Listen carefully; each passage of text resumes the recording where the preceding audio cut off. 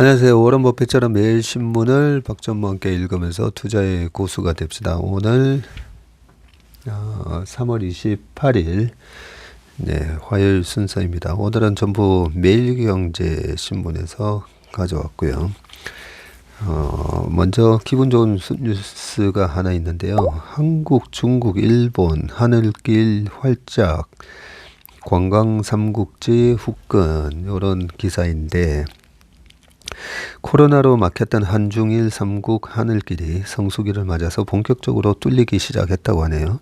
김포에서 중국 노선이 코로나 이전 수준으로 회복이 되고 인천과 일본 하네다 공항을 오가는 심야 비행편까지 재개되면서 관광객 유입에 대한 기대가 높아지고 있다고 합니다.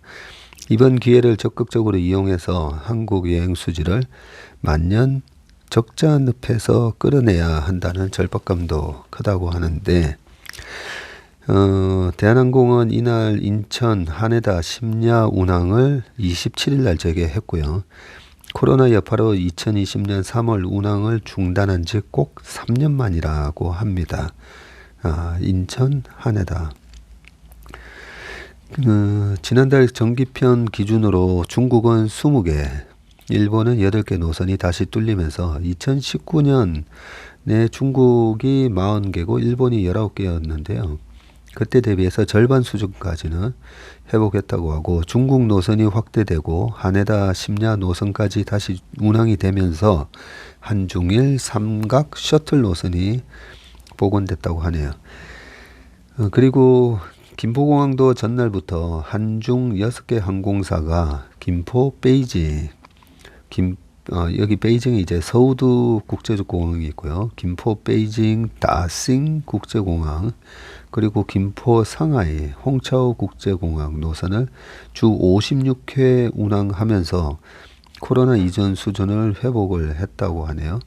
지난해 6월 일본 하네다에 이어 이번에 중국 베이징, 상하이행이 정상화되면서 베세토, 베이징, 세울, 도쿄 이렇게 해서 베세토라고 하네요. 베세토 노선이 3년 만에 사실상 복구됐다는 평가입니다. 제주, 김해, 대구 등 6개 국제공항의 중일 노선 역시 2019년에 43%까지 회복이 됐는데, 한국 여행 수지가 2000년 이후 22년째 적자에서 지금 벗어나지 못하고 있는데, 한국을 방문하는 외국인보다 해외로 나가는 한국인이 많은 현상이 좀처럼 해소되지 않는다는 의미고요. 정부는 외국인 관광 수요를 회복하기 위해서 다양한 정책을 전개하고 있지만, 중국과 일본도 본격적으로 관광객 유치전에 뛰어들면서 삼국 간 경쟁이 치열해진 전망이다. 네, 이 기사를 읽다 보면 딱 그런 생각이 들죠. 그동안에 바이러스는 어느 정도 잡혔지만 왜 이렇게 리오프닝이 매번 될 듯 말 듯 계속 그랬을까라고 생각해 보니까, 결국은 리오프닝에서 우리가 정말 나갈 수 있는 그런 인프라가 그동안에 빠르게 복원이 안 됐었구나라는 걸 알 수가 있습니다. 뭐 비행편이 정편이 되고 노선이 다시 복원이 돼야 어디 놀러 가든 할 수가 있으니까요, 그죠? 아무튼 빠르게 한중일 노선이 지금 재개가 되고 있다고 합니다. 그 다음 기사는 코로나로 외식 가맹점이 24% 늘어서 치킨집이 3만 곳에 육박한다고 돼 있는데, 주변에 보면 이제 프랜차이즈 식당이 무지 많지 않습니까? 그죠?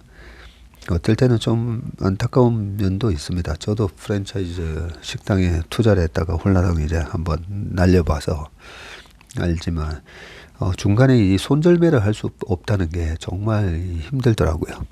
이거 잘못 투자했네 싶었을 때 빠져나와야 되는데, 식당은 그냥 어떻게 할 수가 없이 결국은 제 후배가 경고했듯이 땡전 한입 10원도 못 건지고 나올 겁니다 했는데, 정말 10원도 못 건지고 그렇게 망했던 기억이 있어가지고요. 주변에서 이제 프랜차이즈 하시려고 하는 분들한테는 제가 항상 만류를 하긴 하는데, 지금 2022년 외식 프랜차이즈 통계로 보면 역대 최대 증가했다고 합니다. 밀키트 배달 수요가 급증하면서 한식 가맹점이 1년 새에 40% 증가했고요. 편의점은 전국 5만 곳을 넘겼다고 하네요. 불황 여파로 평균 매출은 오히려 하락을 했다고 하네요. 물가가 올라갔으면 평균 매출이 늘어나야 될 것 같은데 오히려 하락을 했다고 합니다.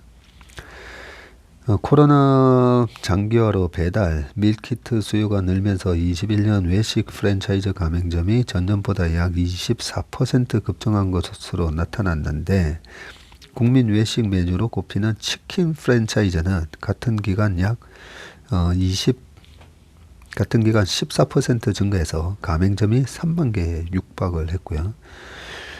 27일 공정거래위원회의 2022년 가맹사업 현황 통계, 이런 자료가 있네요.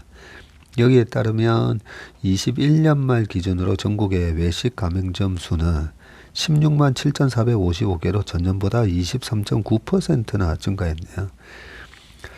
근데 이게 21년 말 기준이라고 하면 21년에도 여전히 마스크가 의무화돼 있고 그렇게 나가서 외식을 하는 게 다시 그렇게 정상화 안 돼 있을 때로 기억을 하는데, 그러면 22년은 훨씬 더 늘었겠다, 그죠? 2013년 통계 작성 이래로 최대일 뿐 아니라 증가율도 가장 높았다고 그렇게 돼 있습니다. 외식업종 분야를 세부 업종별로 보면 본죽을 비롯한 한식 가맹점이 36,015개로 39.8%나 늘면서 치킨 가맹점 수를 넘었다고 하네요. 본죽, 그 다음에 뭐 예전에 놀부 부대찌개 뭐 이런 것들 많죠. 안동찜닭부터 입에 침이 고여가지고 말을 못하겠네요. 그리고 신규 점포가 가장 많은 한식 브랜드가 담국, 김준호의 대단한 갈비, 집밥 뚝딱 순이라고 하고요. 제가 한 번도 이용을 못 해본 것 같은데, 이들 업체는 밀키트 포장 배달 전문점에 해당한다. 제가 배달은 잘 안 시켜 먹습니다. 평생 살면서 이 먹는 즐거움이 인생의 가장 큰 즐거움 중에 하나 아니겠습니까? 그죠? 그래서 제가 먹는 것만큼은, 좀 싸고 맛있는 거를 제가 찾아다니지만, 먹을 때는 아주 천천히 좀 먹습니다. 저랑 식사를 하신 분들은 다 아시겠지만, 식사합시다에도 보면 제가 엄청 많이 먹는 것처럼 보이잖아요. 근데 제가 엄청 많이 먹는 게 아니라, 먹는 게 엄청 느립니다. 그래서 똑같은 비빔밥을 하나 시켜서 먹으면 대부분 뭐 15분, 20분이면 다 드시는데 제가 거의 한 40분, 45분 먹거든요. 그러다 보니까 제가 엄청 많이 먹는 줄 아시는 분들도 있는데, 일단 먹는 시간만큼은 정말 이 좀 리프레시하고 쉬는 시간이고, 그게 하나의 약간 스트레스 해소도 되고, 그죠? 갑자기 배가 고파서 빨리 밥 먹으러 가고 싶네요. 그렇기 때문에 제가 배달 음식은 좋아하지 않습니다. 네, 이왕 짜장면 한 그릇을 먹더라도 식당 가서 아주 따뜻하게 막 나온 그런 음식을 먹는 거를 좋아합니다. 그리고 치킨 가맹점이 29,313개로 73개로 13.6% 증가하면서 3만 개 입성을 눈앞에 두고 있다고 하고요. 그 다음이 가맹점 수에서는 이제 BBQ가 가장 많고, 그 다음이 BHC라고 합니다. 반면에 이제 외식 가맹점당 평균 매출액이 2억 7,900만 원으로 전년보다 1.4% 하락을 했다고 하는데, 세부 업종별로 보면 치킨이 마이너스 2.2, 한식은 마이너스 6%, 피자가 마이너스 6.5%, 오히려 그렇네요. 감소를 했네요. 반면에 이제 커피가 6% 올랐고 제과 제빵은 2.4% 그렇게 올랐다고 합니다. 참고로 커피 업종은 가맹점 수가 23,200개나 되고요. 제과 제빵은 8,779개나 된다고 합니다. 야, 그러면 제가 이제 이거 읽으면서 가맹점이기 때문에 그 뭐 로열티 같은 거 이제 떼주는 게 있잖아요. 바로 뒤에 그 기사가 나오네요. 이중 가맹점의 평균 매출액 대비 평균 차액 가맹금 비율은 4.3%라고 합니다. 세부 업종별로 보면 치킨이 7%로 가장 높네요. 이 아까 위에 무슨 치킨이었죠? BBQ였었죠. 예, BBQ나 교촌치킨 이런 거 하면 7%를 떼줘야 되네요. 야, 이 7% 떼주고 배달을 만약에 배달의 민족 이런 걸 통해서 또 하게 되면 거기서 또 떼이잖아요. 그죠? 이 차액 가맹금은 가맹점 사업자가 가맹본부에서 공급받는 상품, 원재료, 부재료, 정착물, 설비와 원자재 가격, 부동산 임차료에 대해서 가맹본부에 정기적이거나 비정기적으로 지급하는 대가 중 적정한 도매 가격을 넘는 대가로 일종의 유통마진에 해당한다고 합니다. 커피에서는 저가형 브랜드가 강세를 보였네요. 커피 업 분야 가맹점 최다 브랜드가 2019년에서 2021년 이렇게 변화를 나타내는데 1등이 스타벅스가 아니네요. 옛날에는 뭐 카페벤에도 있었는데 그죠? 우리나라 2019년에 이디야가 2651개로 1등이고요. 21년에도 3005개로 여전히 1등인데 2등 3등이 바뀌었네요. 21년 기준으로는 2등이 메가 MGC 커피가 1593개고요. 이게 뭐죠? 그리고 3등이 투썸 플레이스네요. 투썸 플레이스가 1333개나 되면서 3등입니다. 그리고 편의점 가맹점 수도 7% 늘어났는데 52,168개나 되네요. 와, 아니 2168개면 여기도 적혀 있네요. 작년에 한국 인구가 5,144만 명인데 그죠? 그냥 5,200만이라 보고 52,000개면 1,000명당 한 곳에 해당하는 걸로 편의점이 있습니다. 야, 1,000명당 한 명. 그러다 보니까 이제는 골목에서 이렇게 코너 틀면 세븐일레븐 보이고, CU 보이고, GS25 보이고 하니까. 브랜드 1위가 CU가 15,669개고요. 2등이 GS25 15,000. 바로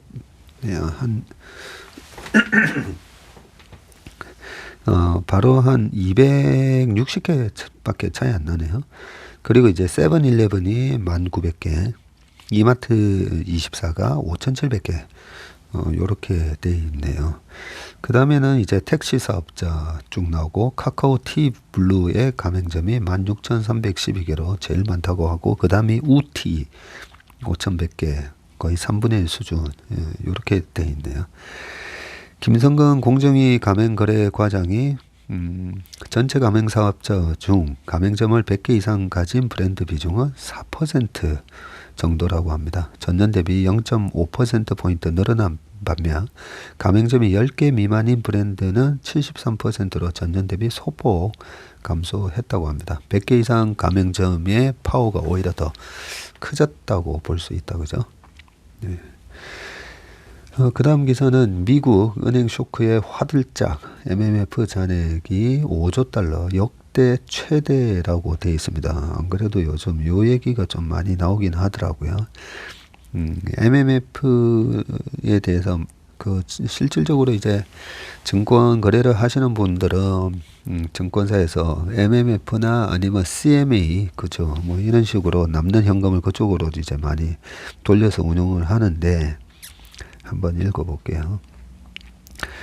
안전이 최고 예금 밴에서 MMF로 자금 대이동하고 있고 미국채 단기물에 주로 투자를 하는데 짧게 넣어도 수익률이 높고 안전 골드만삭스 등 대형 IB에 돈 몰려 중소형 은행에서는 자금이 지금 빠져나가고 퍼스트 시티즌스 뱅크가 SBB 은행을 인수한다. 뭐 이렇게 지금 돼 있습니다. 글로벌 은행 위기 후폭풍으로 지금 단기성 안전자산이 MMF로 투자 자금이 대거 몰리고 있는데 SBB 파산 이후 은행 위기가 일파만파로 번지면서 글로벌 투자 자금 MMF를 새로운 도피처로 선택하고 있다. 최근 MMF 수익률이 높아진 것도 이 같은 머니무브 추세를 부추기는 요인으로 작용하고 있는데 MMF 수익률이 최근 10년 내 최고 수준인 4%를 넘긴 것으로 집계됐다고 합니다. 사실 그 MMF에 대한 설명이 밑에 나오면 제가 다시 좀 설명을 드릴게요. 특히 MMF 쏠림 현상이 월가 대형 은행을 중심으로 지금 두드러지고 있는데 SBB 뱅크런 발생 이후에 2주간 골드만삭스 MMF에는 가장 많은 520억 달러가 몰렸다고 하고요. 야, 거의 한 70조 돈이 몰렸다 그죠? 같은 기간 JP 모건과 피델리티에도 460억 달러, 370억 달러가 모였다고 하네요. 미국 이는 투자자들이 중소은행에 비해서 대형은행의 금융 안정성을 높게 보고 있다는 의미고 미국 최대 은행인 JP모건에 따르면 최근 2주 동안에 5,500억 달러가 중소은행에서 대형은행과 MMF 등으로 옮겨갔다고 합니다. 자, MMF에 이제 자금이 대거 유입되는 것은 안전자산에 대한 선호 때문인데 MMF에 돈이 몰리는 것은 은행 건전성의 의문을 품고 있는 데다 증시에 투자하기도 위험하다고 판단하는 투자자가 많다는 것을 보여줍니다. 이게 이제 중요한 부분인데요. MMF는 일반적으로 3개월물을 비롯한 미국 단기 국채 등에 투자하는 상품입니다. 대체로 우량자산에 투자하는 만큼 원금 손실이 발생할 확률은 아주 낮죠. 또 즉시 인출할 수 있어서 현금을 대체하는 유동성 자산으로 꼽힙니다. MMF 뭐 말이 평생 투자를 하시면서 MMF에 대한 얘기를 많이 들으실 건데 3개월물이라고 했잖아요. 그러면 최근에 미국채 3개월물 보시면 3개월물은 정책금리를 거의 따라가기 때문에 정책금리가 최근에 5%까지 올렸잖아요. 그래서 금리가 되게 높습니다. 반면에 지금 10년, 20년으로 가면 갈수록 금리가 확 올랐다가 경기 침체 가능성과 이제는 유동성 위기 같은 건 없는 거 아니야 하면서 지금 장기물은 금리가 이제 확 떨어졌죠. 오히려. 10년물이 3.5고 2년물이 지금 어제 기준으로 4% 소폭 넘었고 3개월물은 그보다 더 높은 그러다 보니까 돈들이 이번에 SBB 은행도 미국 장기채에다가 투자를 했다가 뭐 2%에다가 투자했는데 장기채 금리가 3.5, 4% 가면서 그냥 박살나 버렸잖아요. 그런 거에 반해서 지금 단기채는 3개월물을 샀는데 금리가 3%로 뚝 떨어졌다. 3% 금리가 뭐 떨어지면 더 좋은 거고, 그죠? 금리가 아무리 올라간다 한들 평가손이 잘 발생하지 않습니다. 왜냐면 3개월 그냥 들고 있으면 그 3개월 이자랑 원금 받고 끝이에요. 근데 장기물이 이제 문제죠. 10년치, 20년치. 예를 들어서 이제 10년치를 한번 생각해 보시면 10년치가 얼마 전에 0.55까지 갔었잖아요. 코로나 때. 그러면 1%에 이제 10년물 국제금리를 샀는데 이게 3.5가 됐어요. 그러면 얼마나 억울해요. 그죠? 10년 동안 우리가 이제 100억을 만약에 10년물 국채를 샀다고 치면 발행할 때 1%에 샀다고 치자고요. 그러면 1%에 사면 10년 내내 1억 해가지고 10년 동안 10억 받게 되잖아요. 그죠? 그런데 조금만 기다렸다가 3.5%에 샀으면 3억 5천, 3억 5천, 3억 5천, 3억 5천 이렇게 받게 되는 거죠. 그러면 10년을 통틀어 보면 1%에 내가 채권을 사서 이자를 총합이 10억이라는 거라 3.5에 사서 35억이 되는 거라 그 25억만큼이나 차이가 나는 거 아닙니까? 그죠? 예, 그 정도 차이만큼 이제 채권 가격이 변동이 된다라고 생각하시면 됩니다. 예, 그런 식으로 이제 평가손이 발생을 하고, 반면에 이제 3.5, 4%, 3.5에서 이제 채권을 샀는데 이게 또 경기 침체가 오고 이러면서 다시 1%로 떨어졌어요. 1%로 떨어지면 나는 35억을 받을 수 있는데 지금 사는 사람은 10억밖에 못 받으니까, 그러면서 이제 거의 차익이 캐피탈 게인이 한 20억까지 정도 이렇게 날 수가 있습니다. 이론적으로는.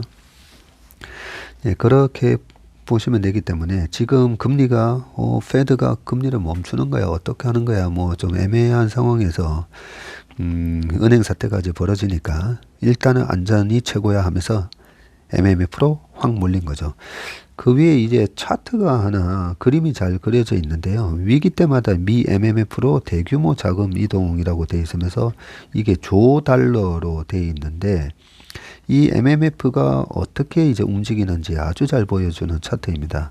글로벌 금융 위기 때 보면 MMF로 자금이 확 이렇게 몰리잖아요. 이게 그랬다가 2008년 금융위기 이후에 다시 MMF의 잔고가 한 4조 달러였다가 쭉 줄어들죠. 그러면 여기 있던 MMF 돈은 다 어디로 갔을까요? 아, 이제 주식 사도 되는가 보네 하면서 주식을 사든 아니면 채권을 사든 그렇게 자금이 이동을 하는데, 예를 들면 전쟁을 하는데 이제 군사 10만 군사, 20만 군사를 잠깐만 내가 저쪽 동부를 공략할지 서부를 공략할지 일단 대기하고 있어봐. 군대가 이제 딱 대기하고 있는 그런 모습으로 생각하시면 되고요. 말 그대로 이제 머니 무브인데 이 돈들이 어디로 향하느냐에 따라서 자산 시장이 막 움직이게 된다고 보시면 되고, 이 차트에서 보면 2019년 그죠? 18년에서 19년도에 보면 이미 MMF의 잔고가 늘어나면서 어떤 그 위기 가능성에 대해서 이 돈들이 빠르게 MMF로 옮겨왔었고요. 그러다가 이제 코로나가 빵 터졌고, 코로나가 터지고 나서도 이 MMF에서 돈이 이래 많이 옆으로 왔다 갔다 하면서 머물렀네요. 그러다가 지금 SVB 미국 은행 위기가 터지니까 오히려 지금 5조 달러 정도까지 이렇게 돈이 늘어났습니다.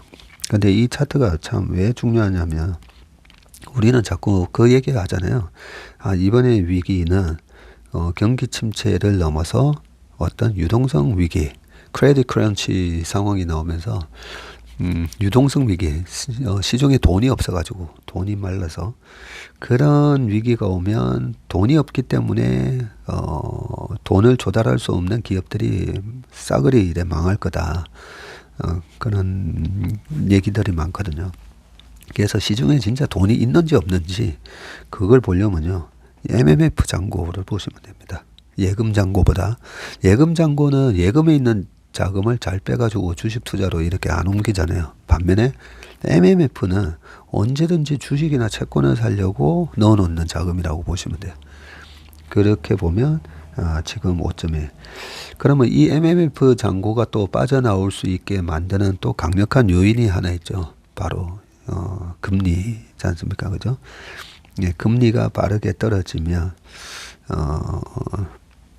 MMF 지금 단기 수익률이 4% 이상이나 나오니까 뭐 여기다가 돈 넣자 라고 하는 건데, 금리가 확 떨어져서 코로나 때처럼 다시 1% 이렇게 떨어지면, 그러면 이제 새로운 좀 더 높은 수익성을 찾아서 이 돈들이 또 빠져나오게 됩니다. 뭐 여기 쭉 적혀 있는데요. MMF에 자금이 대거 유입되는 것은 안전자산에 대한 선호 때문이라는 거죠. MMF에 돈이 몰리는 것은 은행의 건전성에 의문을 품고 있는 데다가 증시에 투자하기도 위험하다고 판단하는 투자자들이 많아서 그렇다. 예, 그런 얘기들이 지금 그대로 적혀 있고요. 이 MMF가 그 밑에 또 다른 얘기가 하나 있는데, 반면에 일반 은행채와 기업의 어음이라든지 고위험으로 분류되는 자산에 투자하는 이른바 프라임 MMF라는 게 또 있다고 합니다. 이 프라임 MMF 잔액은 오히려 감소했다라고 되어 있습니다.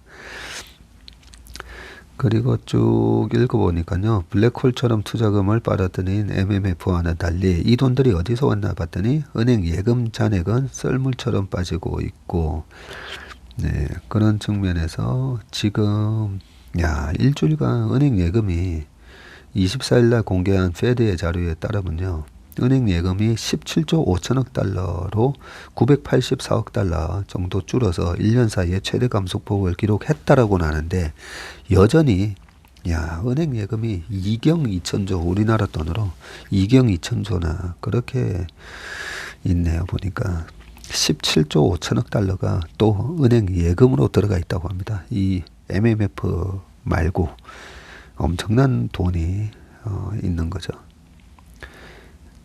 네, 쭉 밑에 읽어보면 다만 이제 상업용 부동산 대출이 미국 지역은행에 새로운 또 내관이 될 것이라는 경고가 나와서 안심하기는 이르다라고 돼 있으면서, 미국 전체 은행권의 상업용 부동산 담보 대출 가운데 80% 가까운 약 2조 3천억 달러를 중소은행들이 대출을 해준 것으로 나타났다고 하고요. 올해 은행권에서 만기가 도래하는 상업용 부동산 담보 대출은 역대 최대 수준이 2,700억 달러에 이르는데, 이 중 대부분이 자산 규모 2,500억 달러 미만인 은행들이 보유하고 있다. 여기서 2,500억 달러가 250억 빌리언이잖아요. 250 빌리언. 이게 우리 최상무랑 그 신과 대화에서 공경혁 대표님하고 얘기했던 부분이, 트럼프 때 뭔가 은행 규제가 완화됐다라고 했는데 2017년도에 이 더드 프랭크법에 해당되는 그 부분이, 은행이 항상 이렇게 좀 자산 건전성에 대한 스트레스 테스트를 해야 되는데, 그때 트럼프 때 2,500억 달러 미만의 은행은 그 스트레스 테스트를 안 해도 되는 그런 식으로 규제가 완화되면서, 이번에 2,500억 달러 그 규제에서 벗어난 이 사각지대에 있던 지방은행들이 대거 이번에 문제가 됐다라는 부분이잖아요. 그래서 이분이 자산 규모 2,500억 달러 미만인 은행들이 대부분 보유하고 있다, 이런 얘기를 또 해주셨습니다. 네, 그 다음 기사로 넘어가 보겠습니다. 그렇다면 우리나라는 어떤가 궁금하지 않습니까? 그죠? 네, 바로 밑에 또 국내 MMF도 200조 사상 최대인데 갈 곳 잃은 법인 자금 빨아들여라고 되어 있습니다. 국내 MMF 시장 규모가 아주 이 표로 잘 나와 있네요. 단위가 조 원인데 141조, 2022년 작년 11월 12월 달에 139조까지 떨어졌다가 지금 183.5조까지 늘어났는데, 이게 법인이네요. 법인. 그리고 밑에 개인이 나오고요. 개인은 법인의 딱 10분의 1이다. 그죠? 예, 10분의 1 수준인데, 이번에 법인은 늘어나는데 개인은 늘어나지 않았네요. 보니까. 글로벌 은행에 닥친 이딴 악재로 국내 시장에서도 안전자산으로 간주되는 이 머니마켓 펀드 MMF로 뭉치돈이 몰려들고 있는데, 특히 법인 자금이 많이 이쪽으로 왔다는 거고요. 국내 MMF 규모가 올해 2월 말로 현재 지금 211조 기록하고 있는데, 관련 통계 작성 이후 처음으로 200조 원을 넘었었는데, 특히 법인 MMF가 이렇게 많이 늘었습니다. 140조 작년 연말 수준에서 지금 177조가 됐고, 네, 이 부분이 다 금융 위기설 이런 것 때문에 지금 MMF로 싹 바뀌었는데, 한자성 운용사 채권 운용력이 작년 말 레고랜드 채무 불이행 사태로 국내 자본시장에 유동성 악화가 발생하자 일부 증권사에서는 법인 신탁 개정 환매 중단이 발생하기도 했었죠. 일시적으로. 이에 연초부터 많은 법인이 안전한 자금 관리를 위해서 MMF 계좌에 돈을 넣어두기 시작했다고 합니다. 또 시장이 안정화되면 MMF 자금은 곧바로 주식이나 채권 등 자산으로 이동할 준비가 돼 있다고 하면서, 위기가 거치면 주식, 채권 가격이 예상보다 빠르게 상승할 수 있다라고 얘기를 했네요. 반면에 개인들은 급격한 기준금리 인상으로 인해서 은행 예금금리가 3에서 4%를 이어가면서 굳이 MMF에 자금을 넣어둘 필요가 없는 만큼 잔액이 빠르게 축소가 됐고, 사실 그 우리나라 은행은 5천만 원까지 지금 예금이 보장이 되다 보니까 그 은행의 그 개인분들 입장에서는 굳이 뭐 이렇게 바꿀 필요가 있나, 그냥 은행도 최근에 금리를 되게 많이 주면서 그 예금을 계속 지키려고 했으니까 그죠.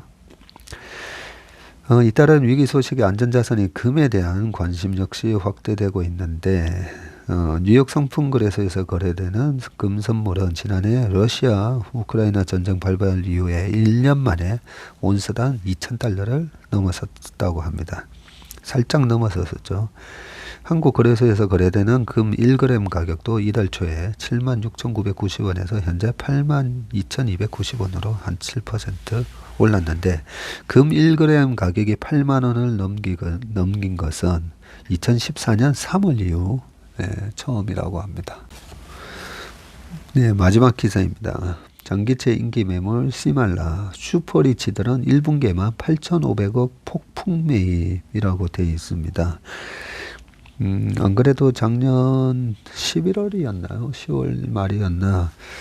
제 친한 후배 아버님이 좀 자금이 큰 규모의 자금을 채권을 사면 어떻겠느냐라고 자문을 구하셔서, 네, 그때 금리가 너무 좋아가지고요. 예, 그때 우리나라 10년물 국채 금리를 4.3, 4.5 그 근처에서 거의 꼭지에서 사들였던 걸로 기억이 나는데, 지금 이 슈퍼리치 분들이 채권을 많이 사셨습니다. 그래서 장기채가 실질적으로 금리가 3.2까지 지금 뚝 떨어져 있지 않습니까? 그죠? 읽어보겠습니다. 예, 국채 20년물 금리 차트가 나오는데, 그림에 보니까 작년 10월 21일 날 4.537까지 올라갔었네요. 그리고 지금은 3.24까지 떨어졌습니다. 개인 투자자별 분기별 채권 순매수도 보니까 작년 3분기에서 4분기, 이때 거의 뭐 15조, 16조 가까이 사셨네요. 네, 3분기에 9조 3,400억, 그리고 4분기에 6조, 그리고 올 1분기에도 거의 한 8조 사셨습니다. 고액자산가의 장기채 매수 금액도 나오는데요. 22년 상반기에만 하더라도 280억 사셨었는데, 하반기에는 3,600억, 그리고 올 1, 3월에도 8,500억이나 사셨다고 합니다. 작년 상반기에는 사면 안 되는 거였었죠. 금리가 지금 요 위에도 보이지만 20년물 금리가 작년 1월 초만 하더라도 훨씬 저 밑에 있다가 쭉 올라왔기 때문에 그때 사신 분들은 평가손이 많이 났을 거고요. 19-6, 20-2를 매수해 주세요. 금융자산을 10억 원 이상 굴리는 고액자산가들은 지난해 10월 레고랜드발 채권시장 마비로 시중금리가 폭등해서 채권 가격이 폭락했을 때부터 장기채에 서서히 눈을 돌리기 시작했고요. 19년 9월 발행한 한국 국채 20년물, 이걸 19-6이라고 하고, 2020년 3월 발행한 국채 30년물을 20-2라고 하는데, 이걸 찾는 고액자산가가 많았다고 합니다. 큰손들 사이에서는 19-6과 20-2가 고유한 상품 용어처럼 통용됐다고 하고요. 장기채 투자가 유망하다는 입소문이 돌면서 지난해 말부터 특정 채권 상품을 찾는 슈퍼리치들의 발길이 이어졌고요. 채권은 발행 후 거래가 되면서 유통 물량이 있어야 하는데 매물이 바닥나 사지 못했던 경우도 많았다고 합니다. 네. 채권 개미도 늘고 있다. 네, 올 1, 3월에 개인 투자자들은 채권을 거의 8조 원 매수를 했고요. 8조, 예, 맞네요. 지난해 순매수액도 20조 5천억 원에 달한다고 하네요. 야, 김한준 삼성증권의 파이낸스 지점장은 최근 채권 유통물 시장에서 고액자산가들의 장기채 수요가 늘어난 것은 사실이라고 하면서 이미 지난해 3분기부터 장기채 분산 분할 투자를 지속하고 있고 평가 이익 구간에 진입한 고객이 상당수다라고 되어 있습니다. 보통 이렇게 장기채가 먼저 떨어지고요. 이미 3.2까지 떨어졌기 때문에 여기서 더 추가적으로 코로나 같은 상황이 발생하지 않으면 그렇게 많이 떨어지지는 않고 혹독한 경기 침체가 오면 이제는 더 많이는 안 빠질 겁니다. 그렇기 때문에 이제 장기채에서 그 다음에 채권 투자자 그 매니저들이 뭘 하냐면 우량한 회사채 중에 회사채 금리가 아직까지 안 떨어진 거를 사게 되고요. 그 우량한 회사채 금리도 떨어지면 그 다음에는 약간 부실한 회사채를 사느냐 그러지는 않습니다. 그 우량한 회사채 다음으로 우량한 주식을 사게 됩니다. 왜냐하면 우량한 주식에 또 고배당을 주는 기업들도 많고 어차피 주식도 어떻게 보면 채권 성격이 있기 때문에요. 그렇게 해서 자금의 머니무브가 국고채 그리고 그 다음에 우량한 회사채 다음으로 우량한 주식을 사는 그런 흐름이 나타날 거기 때문에 채권 금리가 이렇게 떨어지면서 채권 수익이 났던 게 2008년에도 똑같은 10월 달에 그런 현상이 있었는데 잘 참고하시기 바라겠습니다. 예, 오늘 웜의 신박 순서는 여기까지 하겠습니다. 고맙습니다.